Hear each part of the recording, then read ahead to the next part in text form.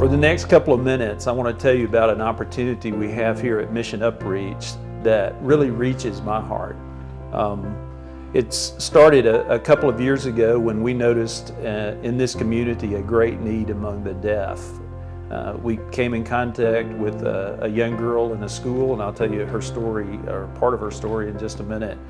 But little by little, we began to realize that the deaf in Latin America, particularly here in Honduras, are less than third-class citizens. In the U.S., we have a lot of opportunities for deaf to be educated and even work. And even in our culture in the U.S., they're sometimes like second-class citizens. They're very limited in their opportunities. But here, it's far more difficult for them. And so the more we began to work with them, we started a deaf ministry in the church, the more we realized that it was a great opportunity for the church to serve this group of people that's marginalized and even oppressed by the rest of the society here that really just takes no notice. Story I want to tell you about that really brought that in focus for me is the story of a man named Hugo. He actually had a heart surgery.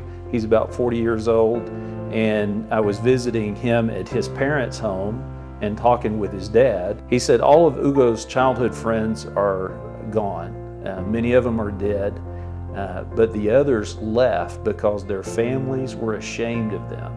And it just crystallized for me the things that I'd been seeing and helped me understand the great need.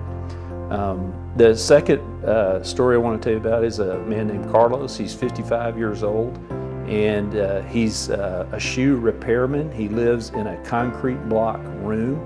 The only furniture that he has in the way of possessions is a mattress that sits on the floor.